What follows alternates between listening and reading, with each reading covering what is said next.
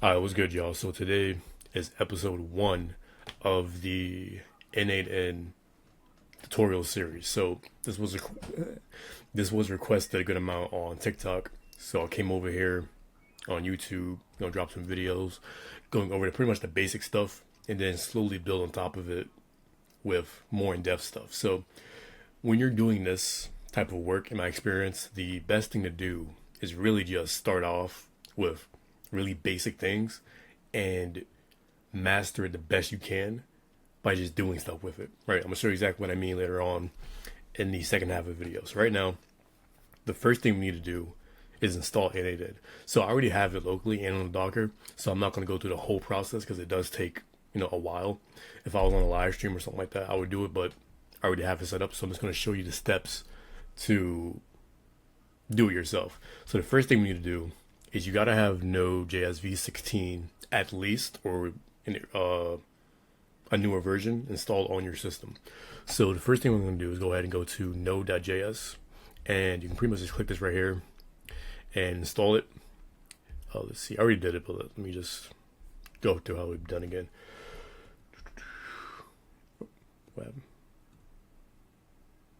Yeah, so you pretty much go through here, do this whole process. I'm not going to do it because I already did it. But yeah, you do that part right there. After that, you would open up your bash. Let me see.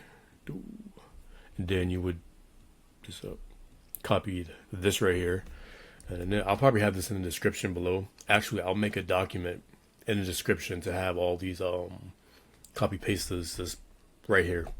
So boom, you just paste that right here. It'll go through a little process of installing it. And then after that, you would just do one second. You would just do N8N start after you go through the whole process. Now this is for a local install. So if you're running it off of your own device, your own hardware, you would do it like this, right? So once I hit N8N start, give it a second, boom, boom, boom, hit 0 or O, boom, opens up.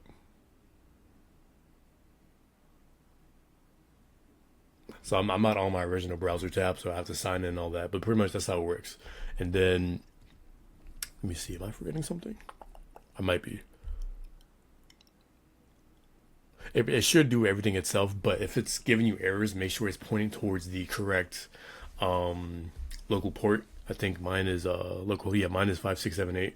It's either 5678 or 4 something. I don't remember what it was. Yeah, it's probably going to be either this right here, if it's giving you any errors, or for something, I forget, but I'll put it down below in the Google Docs in the description. So after you do that, that's how to install it locally. Now if you want to do it on a Docker, let me see, you would go to, this is how I do it, I usually go to render.com, back up, and then here on dashboard you go to new web service, and then you would click existing image. After that, you would go to Docker Hub, and then you can just copy paste this whole little URL. I'll have that in the doc for you. Copy that whole thing right there. It'll take you to this landing page right here. Then you're gonna scroll down all the way to the bottom and copy in this right here. docker.n8n.io/n8nio/n8n. You copy this right. There we go.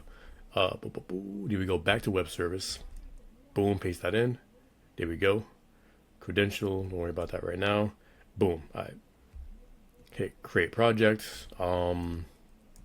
Episode 1. I don't have a name for the series just yet, so let's just do boom, boom, 101. All right, create project.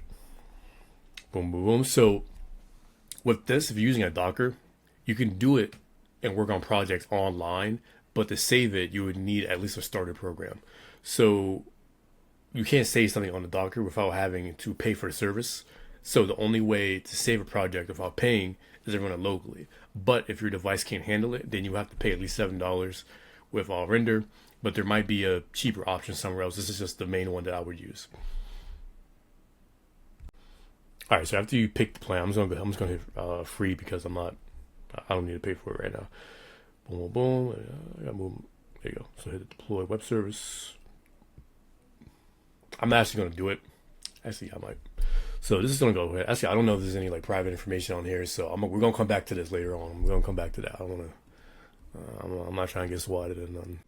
All right. So once your Docker finishes loading up, you just go up here, click this link, right here, and then it'll take you to.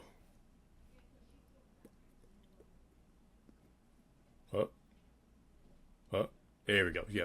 So pretty much same thing. It'll take you here. You sign up, make an account, and it'll take you to the same exact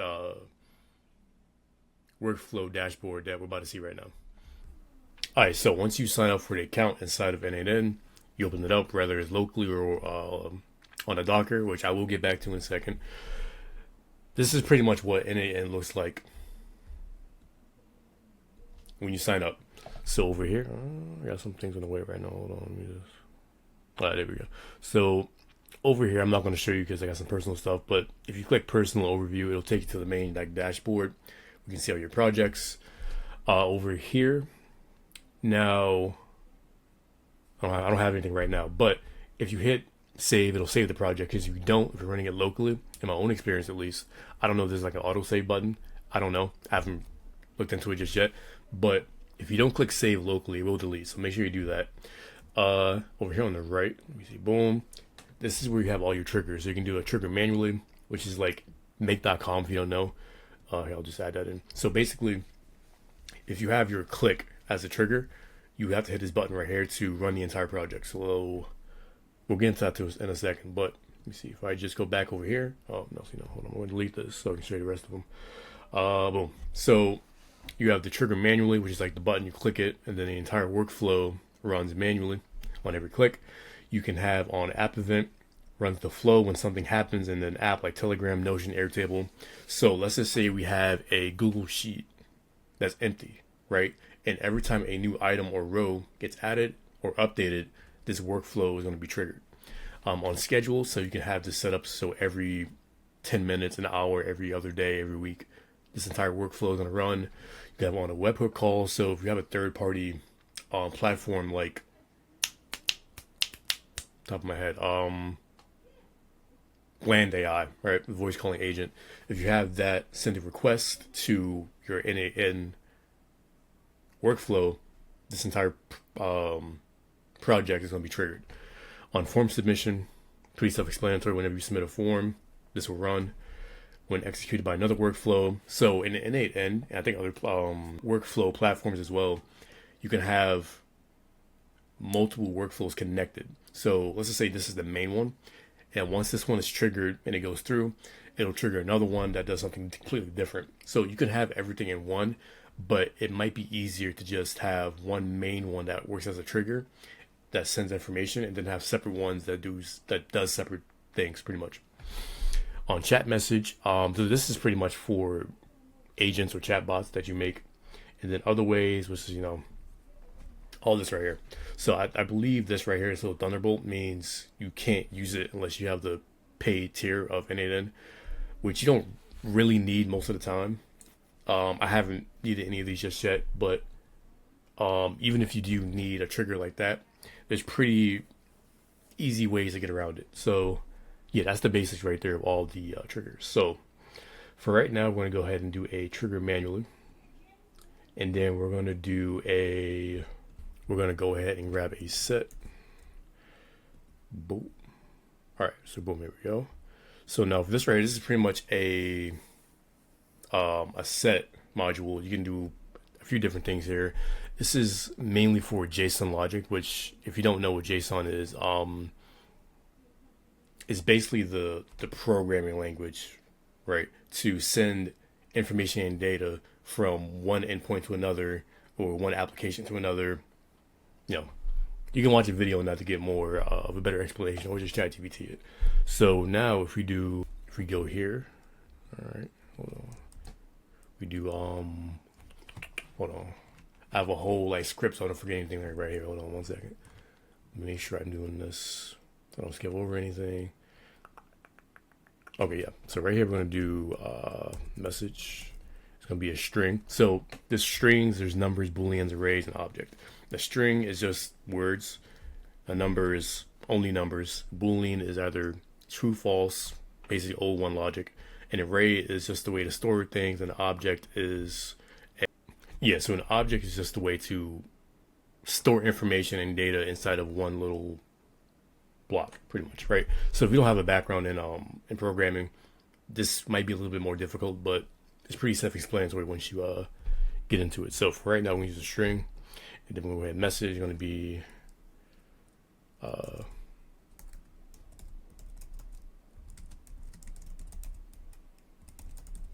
simple, just like that. All right, so boom, and now if we go here, that's connected. Now if we hit test workflow, boom. This is the output right here. Now, if we go over here, 1 second. All right, so over here, I forgot to explain this part earlier, but here's all the modules you can connect to the workflow that you made. So you have an AI agent, which I made in a different video on how to build a basic chatbot. So if you didn't go see that video, you can click like right here somewhere, top right, it'll pop up for you. But this is pretty much this is very powerful. You can do so much with this. This is where a lot of automated work can happen on its own. So if you don't know what AI agent is, pretty much think of like a Cortana from Halo. It'll do a bunch of work for you with just a little bit of input or based off of a prompt that you give it. So I'll go more into depth about that maybe in like the next video or something. But you have action, data, flow. Let me see. Usually lets me like this pretty much scroll. Why is it not? Hold on, something's wrong. There we go. Okay, so yeah, here's all the different third-party tools you can connect to it. You got AWS, you got Bubble, you got Calendly, you got ClickUp, Cloudflare, Google. I mean, a whole bunch of stuff, right? Oh, what was it? Where'd it go? I want to play around with this. Let me see what that looks like actually. Create update contact. Nice. Very nice, very nice. I'm gonna play around with that later. But there's a whole bunch of stuff you can do on N8N as a whole. So boom. So now we ran a workflow. So now, yeah, so that's pretty much it right there. This is pretty much basic. So if you play around with this, you can easily connect this to something like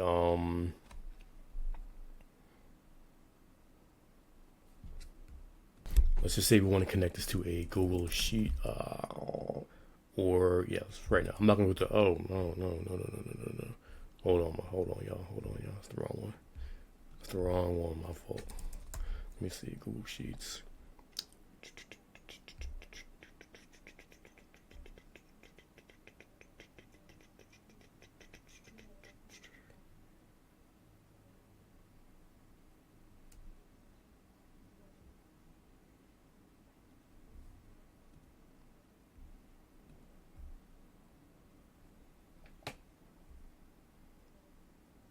Let's say you want to update a row in Google Sheets. You just come here, fill all this out, connect it. The next video is probably going to be connecting something like this to N8N. Probably. So we're going to do that. And then after that, anything that's ran through here, again, you can play around with this. I'm not going to tell you everything you can do, because the power of getting a hang of all this is really just playing around with yourself, looking into things for yourself, and just becoming aware of what you can do on your own. So like, this is just a basic setup on how to get everything started, but I can't give you imagination, right? I can't give you the thought process that I have, because I only have it because of what I've been through learning this on my own. So if you really want to learn this, you have to go through here and do it yourself. But this is pretty much a good baseline right here. Again, you can play around with this. You can change this to a manual type trigger. You can change this to on a form submission. It'll take whatever data you put in here. You can play around and format it here. So if you go here, let me just see. So if we delete this and we replaced it with a, where is it? On chat trigger, right? Boom. Connect it like that. Boom, there we go. So now, here, and I type subscribe to Bandalorian. Nah, capital B, hold on. Subscribe to Bandalorian. Use proper grammar. Let me see. Boom. Subscribe to Bandalorian. Boom. All right. So now if I go back into the edit fields and I do right here,